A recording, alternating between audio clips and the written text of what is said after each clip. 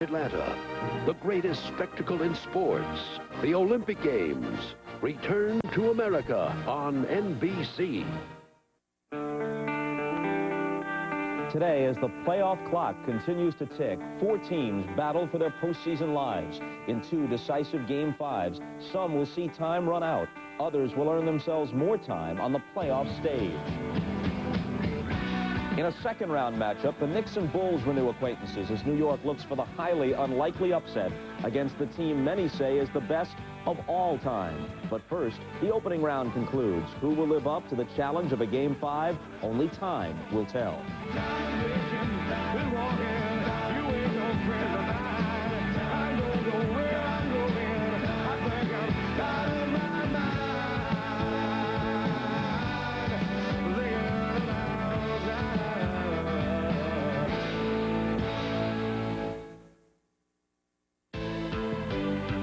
This is NBA Showtime, the 1996 NBA Playoffs. Here's your host, Bob Costas. And if it's a Sunday in early May, you all know by now it must be a triple header. So we start with Game 5 of the Hawks and Pacers from Market Square. The winner plays Orlando. Then out to the Delta Center in Salt Lake. Game 5 between the Blazers and Jazz. The winner draws the San Antonio Spurs. And finally, Michael Jordan and the Bulls at the United Center against a familiar playoff foe, the New York Knicks. Hi, everybody. Use that wide camera lens, Director John Gilmartin, because there are 4 of us here. Peter Vesey down here, Dr. J, as always, and we're very happy to have the one-time czar of the telestrator, current Cavalier coach Mike Fratello with us, and we'll hear from all of them in just a moment. But right to the news here at the top. It involves Reggie Miller's status for Game 5 of the Hawks and Pacers. With the latest, out to Market Square, Tom Hammond and the snapper, Steve Jones. Go ahead. Bob, there will be a Miller moment at Market Square Arena today as Reggie returns. Reggie Miller will play today. He will be in the starting lineup for the Indiana Pacers in this Game 5. Of course, it'll be over 3 weeks since he has seen action. He was injured in a game against the Detroit Pistons April 13th, a collision with Otis Thorpe, fractured eye socket that later required surgery. But we had an idea yesterday at practice that Reggie might be playing. He was shooting with his teammates, even ran some plays, and had that playoff chatter, that mouth that's such a big part of his game at playoff intensity. So we had an idea that he might see action today. He even came in a secret entrance to Market Square, slipping by our cameras today. So it's been very secretive, but we have the word now that he will play. In fact, just a few moments ago, Jim Gray talked with Larry Brown about the decision to have Reggie Miller play. Here's Jim. All right, thank you very much, Tom. Larry, can you reiterate your conversation with Reggie and the decision to play?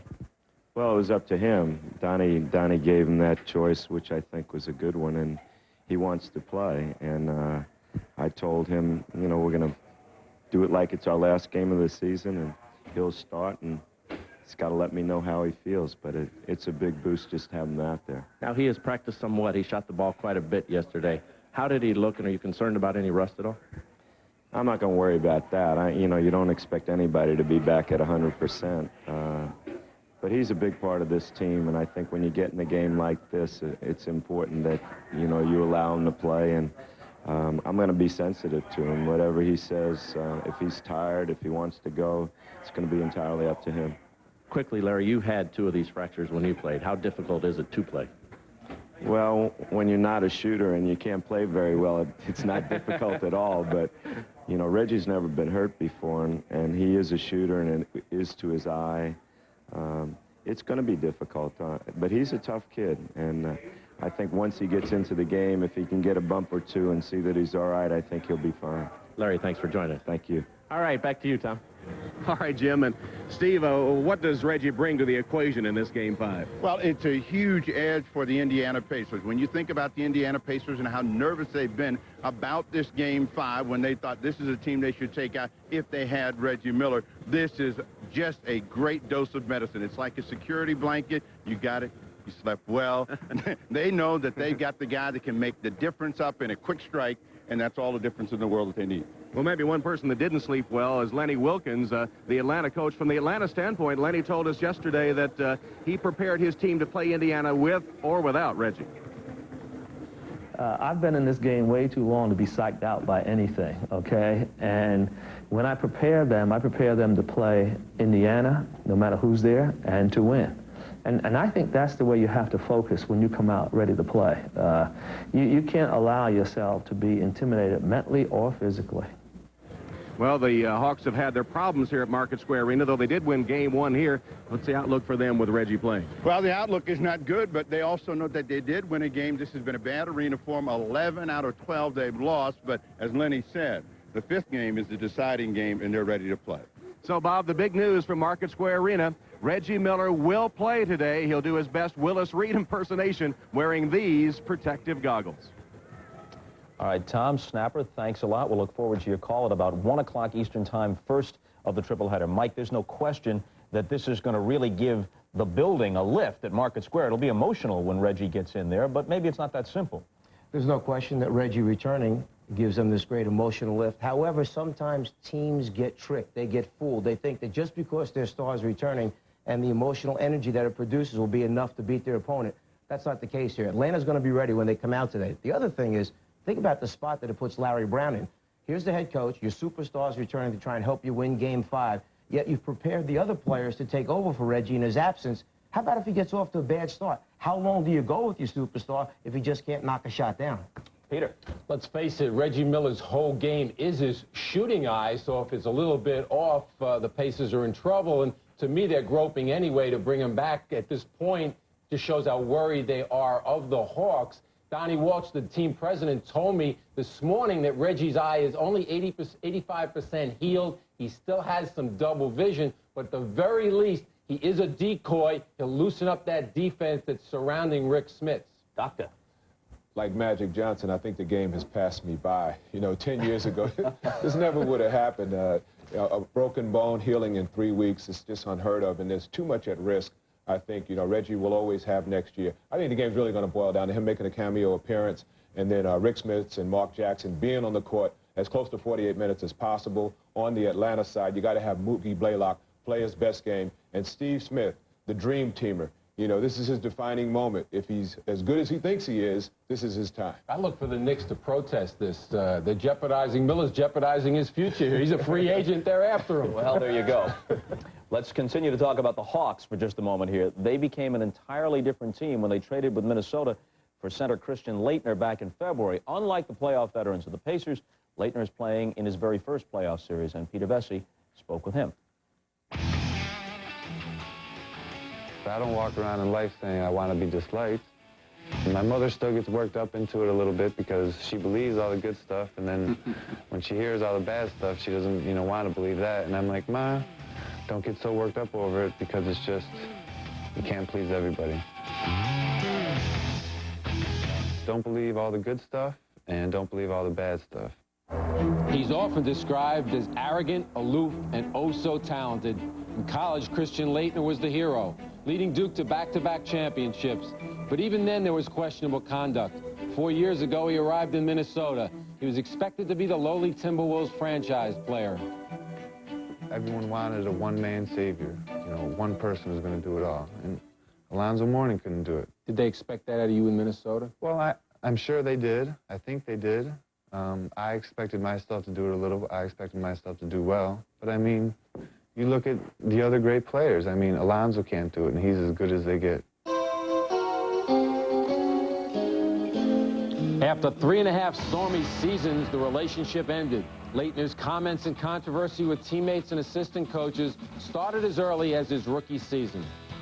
Now, you're an NBA player, okay? You're a third choice pick, all right? And you in your rookie season, you're playing as hard as you can, as much as you can, as well as you can. And you have an ex-video guy, an ex-manager who washes the towels and who washes our equipment, okay? You have him swearing at you at the top of your lungs during a basketball game, shoot the ball, do this, telling me to shoot the ball, okay? That's the situation, and he should be washing my uniform. So again, it comes down to respect.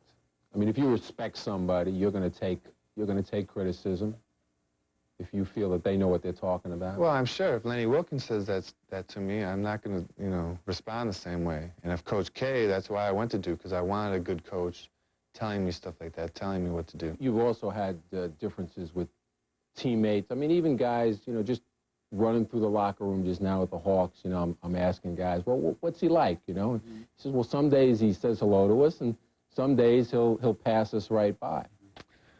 I don't know. I don't know. If people are judging me... Do you know you're doing that, or...? If people are judging me whether I say hi or not, then they're so superficial I don't want to deal with them at all.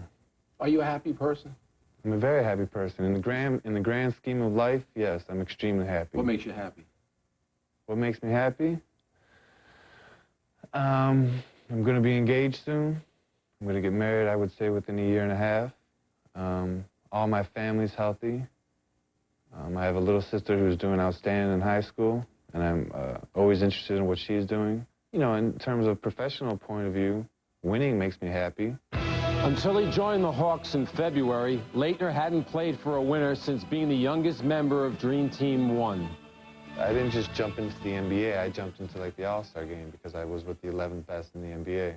Was your confidence shaken at any time early on? My confidence was shaken the night before the first practice when I met all the guys, and they seemed so, you know, big and older, and you don't know any of them. So it was shaken then, but as soon as we had the first practice and I got that under my belt, then I was fine.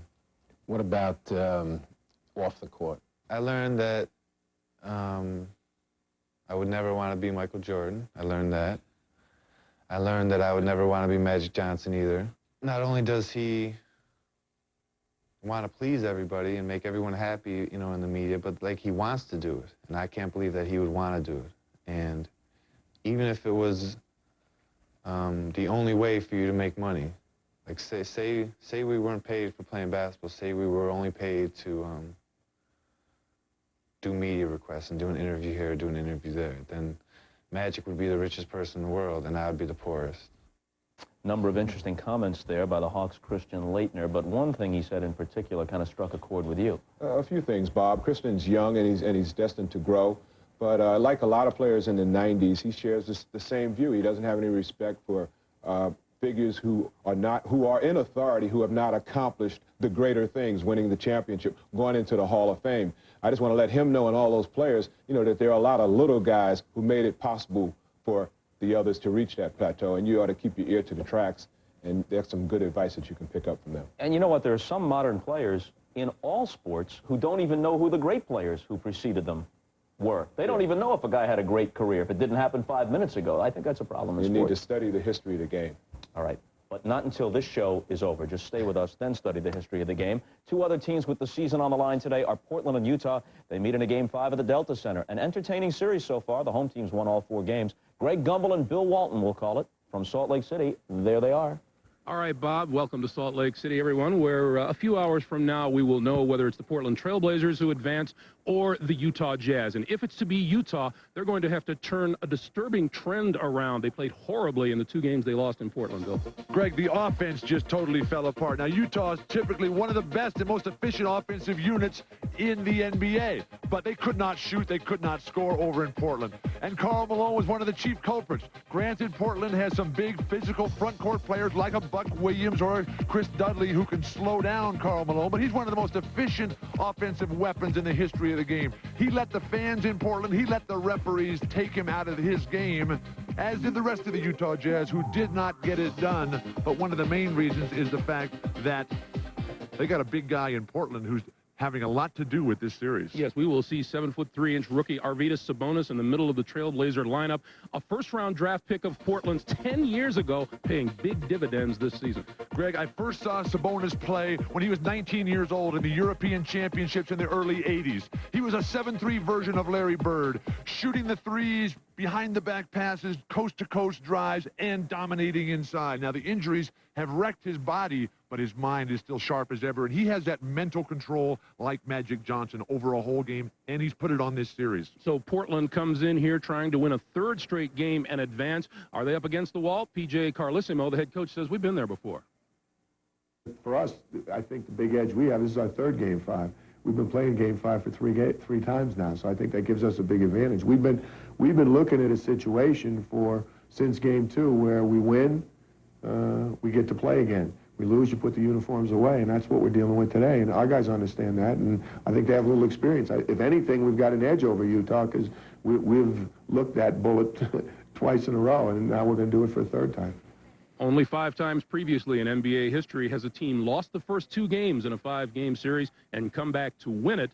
Portland will try to be the 6th today. We'll find out a little later. Let's go back to New York. All right, guys, check with you, as you said, later in the day. Now, Utah has a pair of certain Hall of Famers in Stockton and Malone, but they won't get in before the current group. That's because that group will be inducted tomorrow in Springfield, Massachusetts, a group that includes a couple of former ABA greats, George Gervin, the longtime star of the San Antonio Spurs, and David Thompson, whose acrobatic style first at NC State and then with the Nuggets earned him a spot in basketball lore. Here's the complete list of tomorrow's inductees, including Gail Goodrich and the great pioneer of women's basketball, Nancy Lieberman-Klein. Congratulations to all of them. Doc, you're an old ABA guy. Special feelings for Gervin and Thompson. Very, very special. Congratulations to them, and certainly to the others. And a little tidbit about 2 other people on the list. George Yardley. I got George Yardley's autograph on a $100 bill when I was collecting Hall of Famers autographs, and I wanted them to put the year on there, and he writes George Yardley ? He wasn't in at the time, but he goes back every year, and it's nice to see him go in. And, of course, Nancy Lieberman-Klein, who had as a camper when she was 15 years old. Congratulations. I tried to get into that basketball camp, but Doc said, based on ability, turned me away. and rightly so. Always an astute judge of talent. Up next, we'll be joined live from San Antonio by the other Doc, Doc Rivers of the Spurs. We'll talk about his ex-team, the Knicks, and his ex-teammate, Dennis Rodman, right after these messages.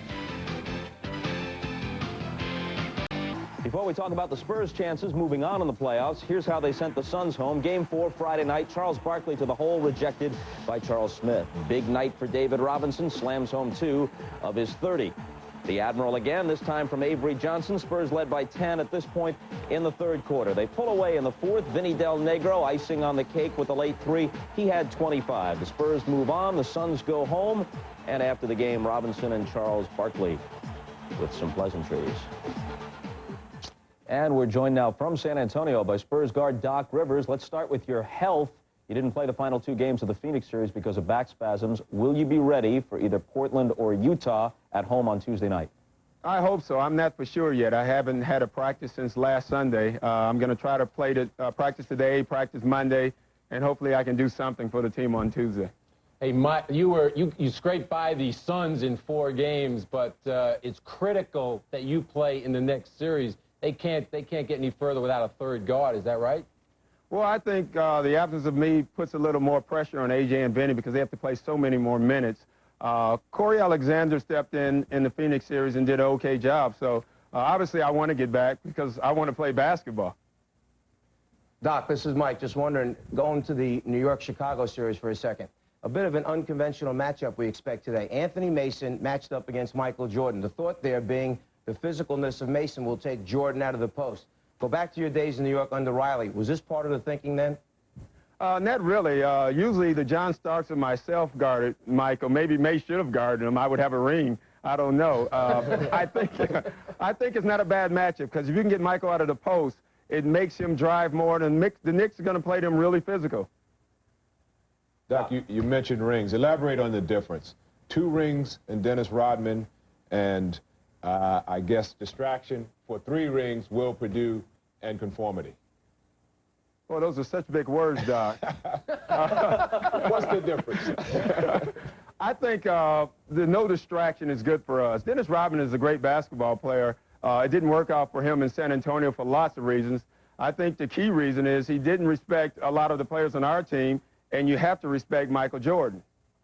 Well, since it was 2 doctors conversing there, I guess we can get a second opinion. What was it with Rodman last year, specifically? And from a distance, do you think he is a different guy, or is he just in a better situation, at least temporarily, for him? I think it's both. I think he's in a better situation in Chicago. It's a bigger city. I think they accept him a little bit more. I think the distraction for us was not the interviews, or I think the distraction for us, he didn't come to practice. Before Game 5 of the Western Conference Finals, there was no Dennis Rodman. And he might have overslept, but he had already used his get-out-of-jail cards on us earlier in the season. We had no more to use. Hey, Doc, Peter here. Go back to the Bulls and the Knicks. Is there the same kind of hostility now between those 2 teams that there was when you were playing? Well, I think the only difference is Pat Riley's not coaching the Knicks. You know, Phil Jackson and Riley love each other so much, and I think that was part of it. but they don't like each other, neither team. And I think the only way you can beat the Bulls is you can't respect them. You have to look them straight in the eyes instead of looking up to them. Doc, thanks a lot. We got to run. Hope you're healthy for the next round. We'll talk to you soon. All right, thanks, guys. Okay, and we'll come back to talk about what promises to be a very interesting offseason for free agents. Two of those who'll be shopping their services are this guy, Alonzo Mourning, and Shaq. Former Bullets GM John Nash joins us when we come back.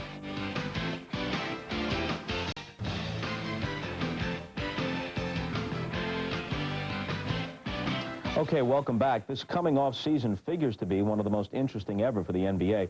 We're joined now by former Bullets general manager John Nash. Now, John, I can't give a complete list, and probably neither could you. There are so many. But look at the big-name free agents coming up this offseason. Michael Jordan, Tim Hardaway, Reggie Miller, Alonzo Mourning, Juwan Howard, Shaquille O'Neal. This isn't all coincidence that they're all out there at once. Well, it's unprecedented in that with the new collective bargaining agreement, there is no longer the right of first refusal. So players who signed first contracts, like Shaquille O'Neal, Alonzo Mourning, and Juwan Howard, who have the right to terminate their contracts, would have been restricted free agents under the old system. Under the new system, they are totally unrestricted. And that, coupled with the fact that you have some high-quality veteran players as well, the free agent market is flooded with talent. We hear about all these guys being free agents, but how many, realistically, do you think will move? And we're talking about the elite guys. Can you honestly think that Jordan is going to go somewhere else, Shaquille going to go to the Lakers? What do you think? Well, Pete, the rules enable the prior team, the team that the veteran player is playing for currently, to pay as much or more as anyone else. But this is high-stakes poker. This is what's going to happen. In July, each of the teams is going to sit down with their priority free agents, and they're going to discuss their offer. In most cases, the agent's going to say, thank you very much, we're going to go shop the market. They're going to come back a few weeks later and say, well, the market is here. Now, the teams can't get on the phone and call around the league and ask other ball clubs if, in fact, they're going to make an offer to their player. That's collusion. So there will be a lot of bluffing and a lot of nervous energy spent over the summer trying to determine what the real value is, and teams are going to overpay early. No fair-minded person, John, thinks that the players in all sports shouldn't be very handsomely compensated. And probably the levels on average should be higher in the NBA because the rosters are smaller.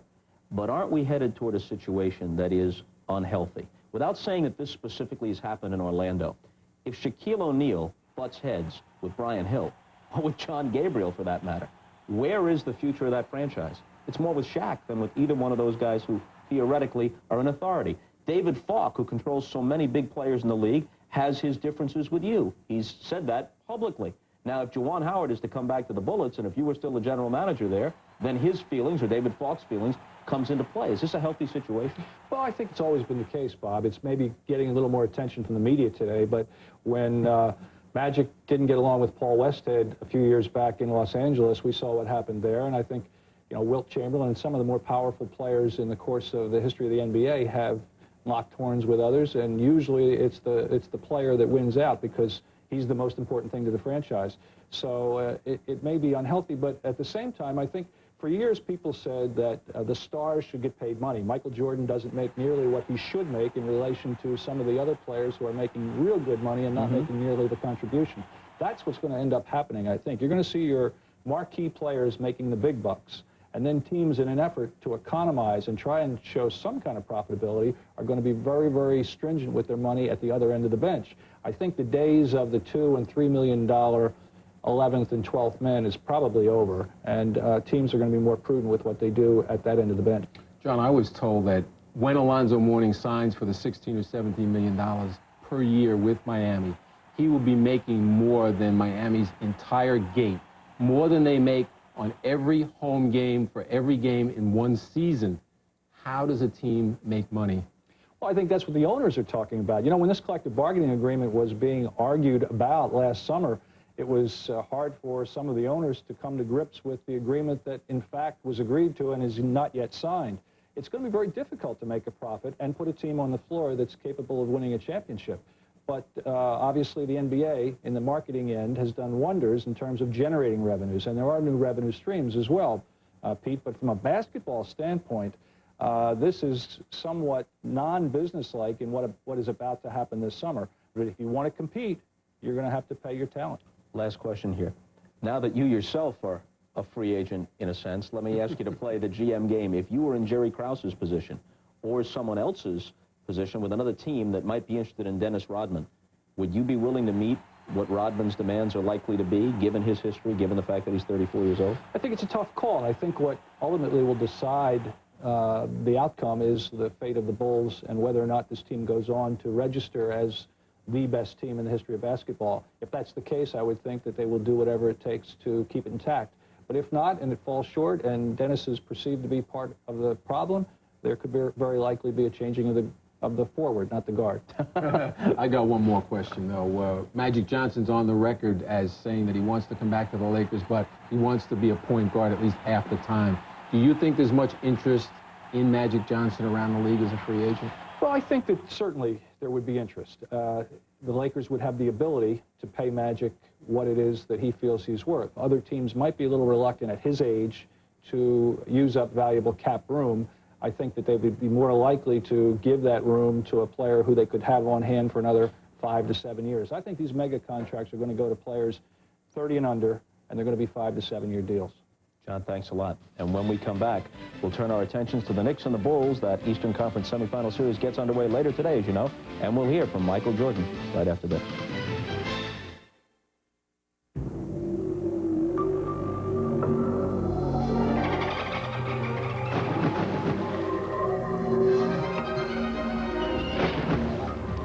No one knows why they play Follow the Leader, but at least we know who they've been following. Sea-Doo, the best-selling boat in the world.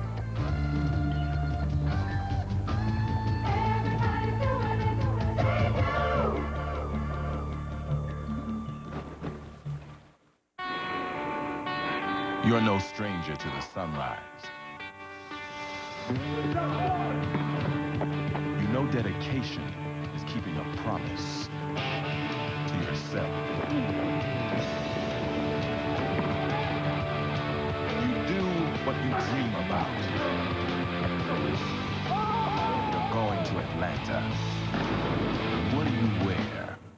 Champion. Outfit of the U.S. Olympic team.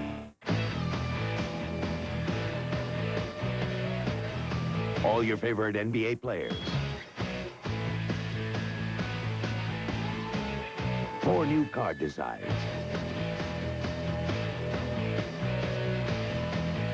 5 collectible insert sets.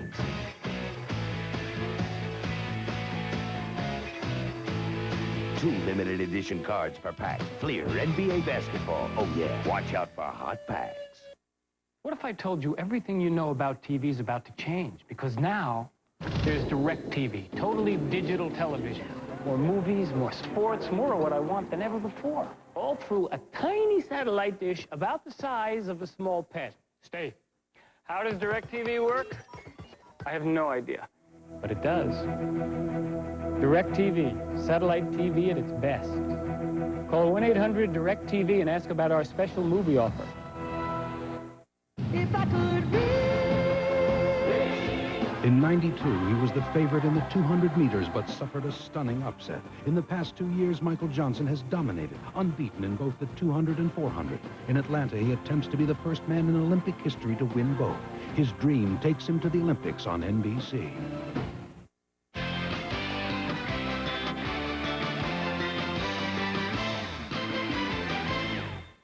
We're in the middle of an hour-long pregame today, so we're about a half hour away from the tip-off of Game 1 of the triple-header, the Pacers and the Hawks from Indianapolis. Just a note here before we move on to look at the Knicks and Bulls. Former Bullets GM John Nash, our guest in the last segment, provided an excellent overview of the circumstances surrounding free agency in today's NBA. But for now, Nash is declining to publicly discuss the particulars of his departure from the Bullets. Pete, officially it was a resignation, but according to people close to the team, he was forced out. Forget the semantics, Bob. Team president Susan O'Malley fired John Nash. He had 6 losing seasons in a row. He did all the right things this year, but injuries crippled him. She also fired him because he fired Wes Unseld, who had 7 losing seasons as coach. She was out to get Nash from that point on, and of course, then she made Unseld the GM. All right, so much for that situation. Now on to Game 3 of the triple header today. It's the opener of the Knicks and Bulls best-of-7 Eastern Conference semifinal. the 5th time in the last 6 years they've matched up in the postseason. Chicago won them all until Michael Jordan retired, and then New York squeezed out a win 2 years ago. It's a rivalry with plenty of passion on both sides. I don't believe the Knicks against the Bulls is ever just another game. Both clubs going at each other. Michael Jordan and Xavier McDaniel having words. The Bulls are the world champion. We're supposed to just lay down and just let them do whatever they want to us. Hey, this is a game. This is a man's game. Hit hard by Anthony, and Michael threw the ball at Anthony's. Jordan is very upset with the first ball, and he's followed up Jordan with the recovery, and Jordan is fouled. We understand come Sunday, it's going to be all-out war. We knew New York would take us to our limit. So it was a mental test as well as a physical test to take on the baddest and the worst and probably the best challenge that we would have in the playoffs. And back come the Bulls. Oh, he is ripped by Starks. This has become a war. Here's Muir. Yes! It's always personal. It's always personal. Do I hate him? Oh, yeah. Jordan trying to shake off Starks. Oh, what a move by Jordan. It comes. It's Jordan splitting through. Jordan with the steal. And then it's stolen by Starks. McDaniel chased by Jordan. It's a clean block.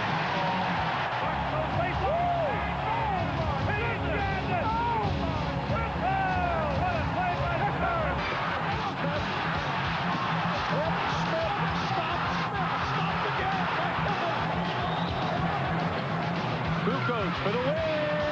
It's yours! Oh, brother!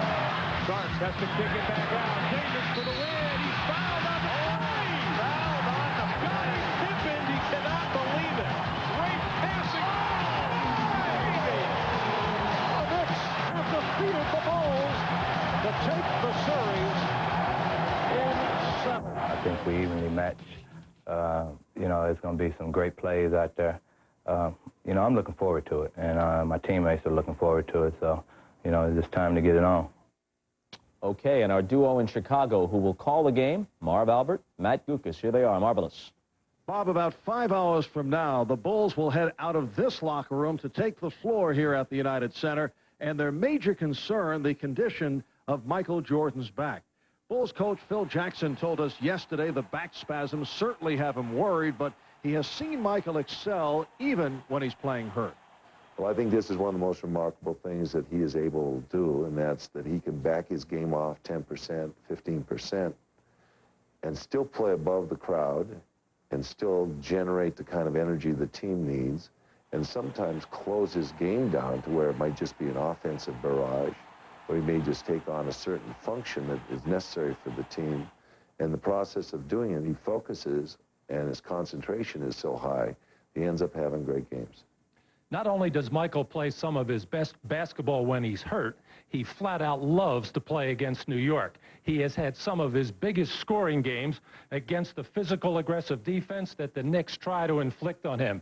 But even if Michael Jordan's scoring is somewhat lower, he still does all the other things to help his team win games. And Matt Badback and all the Knicks feel how they philosophically approach Michael Jordan will be the key factor. You have to go at him. You have to play him. You can't be back on your heels. I think that's where too many people, they give him far too much respect instead of being on the offensive on defense. And the Knicks plan to start out with Anthony Mason defending against Michael Jordan. Well, he's a wide physical body that will discourage Jordan from posting up to avoid that forearm in the back. But before today's game is over, I'm sure a whole host of Knicks will take their turn trying to guard Michael. Yes, a familiar sight to the Knicks and the Bulls, who will meet for the 5th time the last 6 years in playoff competition. Bob? All right, Marvelous. Thanks a lot. Let's start with Mike Fratello. Played the Bulls 4 times this year without any greater success than the rest of the league usually had. And you won 3 of 4 from the Knicks during the regular season, then they swept you 3 straight, concluding just this past week in the playoffs. From a coaching standpoint, how do you see this?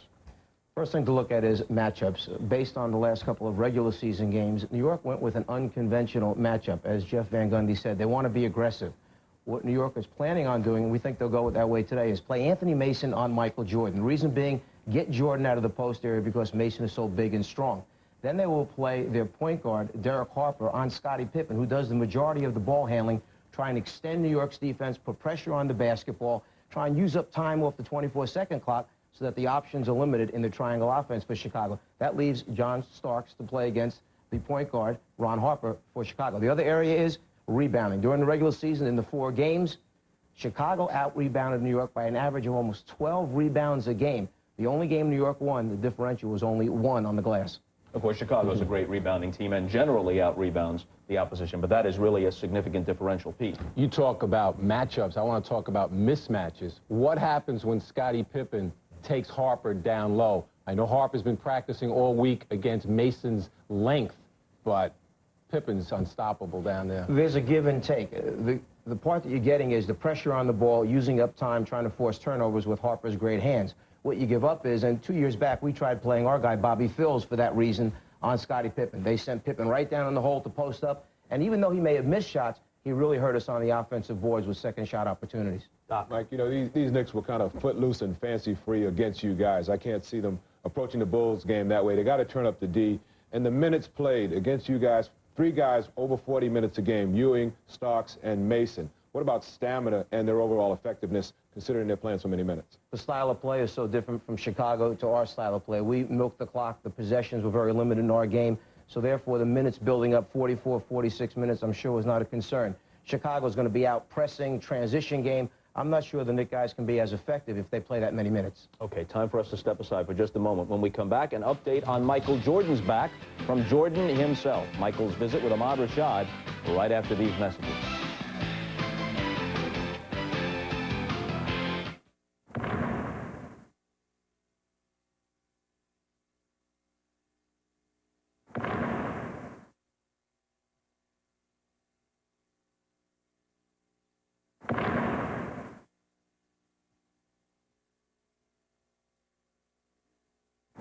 When you wear a pro player jacket, it's not just your jacket people notice. It's your attitude. Pro player. Wear the attitude. If you think stress is tough on you, consider your engine. Traffic jams, towing and hauling, even idling can lead to damaging wear. That's why Castrol is introducing Syntec Blend, the only synthetic blend that combines Castrol conventional oil and Syntec molecular components for greater protection than conventional oil in severe driving conditions, because too much stress can be fatal. Castrol Syntec Blend, added protection for severe driving conditions. Yo, let's talk flips, top, Stadium Club Extreme, Fastball 95. TNC is just the choice cuts. Juice with inserts like the Mailman and Sir Charles, living in the power zone. And check out Big Dog and Mash. Laser cut on the Bean King. This ain't no love story, it's Reggie versus Starks. Kenny versus Penny, they're going nose to nose, they're nemesis. Top Stadium Club, dubious math and info. Solid snap and slamming subsets. It's basketball in extreme. Gravity by Foot Locker. Of all the laws of nature, you are my least favorite. It's not your fault you exist, but gravity. You are no friend of mine. You do not belong in my house. Though you show up every morning. I defy you, Gravity. You are not my obstacle. That grin you see, that's me knowing I will beat you. If only for an instant. Even if it's just for an instant. Foot Locker, where it all begins and gravity ends. A fugitive has been on the run for 90 minutes. What I want is a hard target search of every gas station, residence, warehouse, farmhouse, hen house, outhouse, and doghouse. Go get him. The network television premiere of the motion picture blockbuster, The Fugitive, NBC tonight, 8:30, 7:30 Central. This was the scene just moments ago. Reggie Miller bursting out of the locker room at Market Square Arena, and the fans responding as he takes the floor for the Indiana Pacers, the decisive Game 5 of their playoff series coming up against the Atlanta Hawks. And right now he is going through the layup line with his teammates. He is expected to start. How long he will play and how effectively, obviously, is a big question. The best guess, according to Pacer President Donnie Walsh, is that the eye injury is 85% healed as he prepares to play in Game 5. So Miller is back. Chicago fans, meanwhile, had to be holding their collective breath last Sunday when Michael Jordan winced in pain after hurting his back. Yesterday, Ahmad Rashad spoke with Michael. Jordan with the spin on Corbin, and again heads to the line. Michael Jordan setting up on the dribble, now holding his right side. And Michael definitely shaken up here, trying to get himself. Mark, you hurt your back last week. Take me through what happened when you felt the pains. Actually, I was just on a routine drive, I thought, and then I felt myself get fouled, and I heard the whistle, so I tried to reach back and throw the ball up as a shot intent, and then next thing you know, I felt like a twinge in my right lower back, and you know, from that point on, it was just started spasming up, and I really couldn't get relaxed, and I wanted to continue to play by all means because I didn't think the game was secure. So I went back and got some extra treatment at halftime, and then I came back out, and I got loose a little bit then, but it kind of got stiff on me, so I had to go out, and the game was pretty much secure by that time. In the past years, you've come into this part of the season a little hurt, a little beat up, but this time you've been pretty healthy. All of a sudden you have the back, and the timing is such. You're getting ready to play against the New York Knicks, which is a big rivalry. Does that concern you? Your back concern you going into this rivalry? Well, it's a disadvantage to let them know I have a bad back because they're going to go right at it. You know, they're going to make me try to work even harder. So, you know, my intent is to go into the game 100% and try not to show any weaknesses to my game or physically. If so, then I'm pretty sure they're going to try to attack those areas. In terms of motivation, in round one, it seemed like Pat Riley sort of provided the motivation for your team. And in round two, it's the Knicks that seem to be providing that same motivation. Well, this is a very dangerous team, as we found out. They beat us by 32 points on their home court on a Sunday afternoon on NBC, and I think we remember that. So, and the rivalry that we've had in the past brings more focus to this series.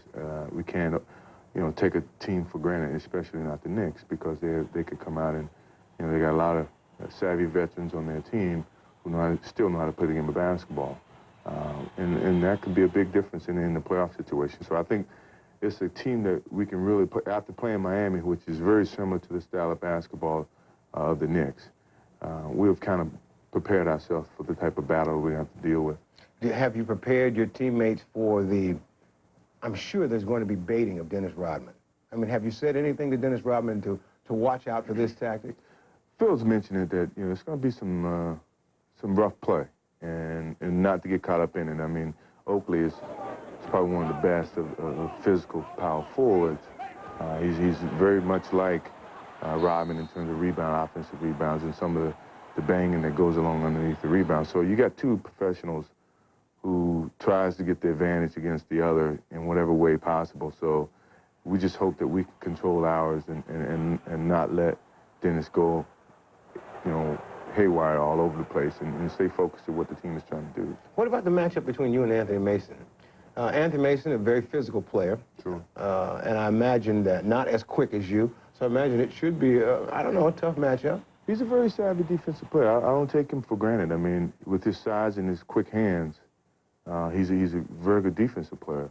What I'm going to try to do is try to utilize my quickness on the open court in an open court situation to break his defensive pressures down. Inside, he totally eliminates, you know, me posting him up because he's a good inside post player. But I think my advantage is going to come on the perimeter when I can get him in an isolated situation and utilize my quickness. Can you compare this year at this time in the playoffs to last year when you weren't really hitting on all cylinders? Can you compare those two times? Well, last year, I really wasn't. I was in question with a lot of things that I was doing physically. Mentally, I felt very strong. I knew where I was. I knew what it took to get to that point. I knew what it took to get to a championship. But physically, I didn't think I had, and looking back, I know I didn't have the physical capabilities of you know, obtaining what we wanted to attain. This year, it's totally different. Physically, I feel in tune with the mental aspect of this game. And going into the playoffs, I think I'm clicking on all cylinders, and I think this team is. You know, I have a better understanding about other players on this team. Last year, it was, you know, like a blind, you know, leading the blind in a sense. I didn't really know Luke Long. I didn't know Steve Kerr and Bill Whittington and some of the other players. Now I know them. I know some of the tendencies that makes them very valuable players to our team. And I know how to get them in those positions as well as they know more about my game. This is such a special series between New York and Chicago, and I think it's because of you and Scotty, Oak and Patrick. Here are 4 very dear friends, but only 2 of the friends always win. Well, we want to keep it that way, too. You know, I think both of those guys, you know, Oak and Ewing, are on the downside of their careers, and quite naturally, they want to finish on a good note. We've experienced success in the last few, 3 or 4 years, and I think we want to maintain. We certainly don't want to go out losers. So I think you got 2 fierce competitors on each team that wants to elevate their game to a point where we go out winners. So just a touch more bulletin board material for the Knicks, and I guess they need every trick they can come up with. Michael says that both Oakley and Ewing are on the downside of their careers. We are at the complete finish of this program. Time for us to step aside. Mike Fratello, Julius Erving, Peter Bessie with us throughout the day. We start with Game 5, Hawks and Pacers from Market Square Arena. We'll get there in time for the introductions as Reggie Miller is officially announced to the home crowd in just a few minutes. Then it's Game 5 from the Delta Center in Salt Lake City, Trailblazers and Jazz. And finally, the Knicks and Bulls get together in Game 1 of their best of 7. The NBA playoffs continue on NBC after these messages from your local station.